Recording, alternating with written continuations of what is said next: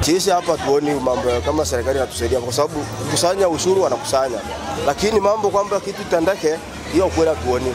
Ambapo hata maji na kama muda mrefu sisi bodaboda ndio tunatoa maji, tunachanga kama bodaboda wenzetu tunakuja tunaweka hapa mchanga alafu baadaye tunavukia huko ili tupite kwa siku 2-3.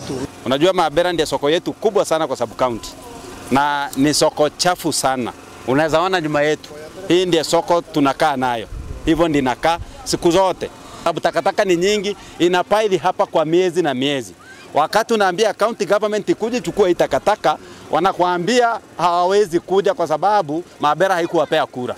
Sasa sisi tunashindwa hii serikali baada ya kuchaguliwa, kwani bado inapagua watu kufanya kazi kulingana na walivyopiga kura. Na sisi tunafikiria kwamba bado ushachaguliwa umekuwa kiongozi.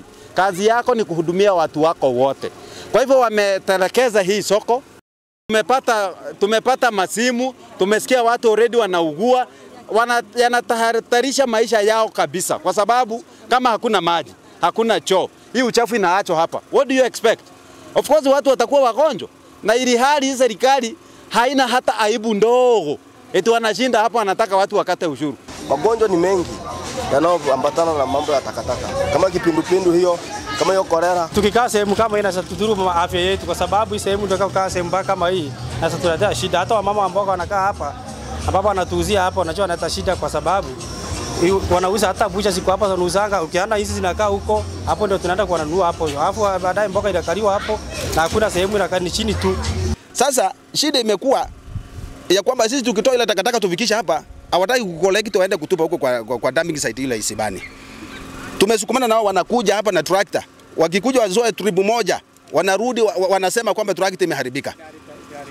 Wakifika hapa tractor inatoa pumzi, wao wametopoa. Sasa hiyo ukora sio wanatoa wapi? Mimi nataka hii takataka kwanza itoke kwa hili soko kabisa. Wizara ya mazingira unajua kuna sehemu zingine wanaangalia, lakini sasa pande nyingine kama sisi huko sijui kama tumetupwa, yani ni kama tumesaulika. Tunaomba jamani, county government ya Migori County, tunaomba tusaidie, itukumbuke.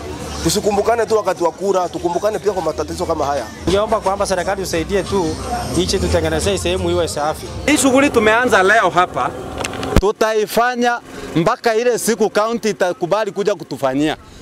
Wakikataa kuja kufanya, sisi tutaifanya hapa hadi 2027 wakati tulikuwa tunabadilisha mamlaka.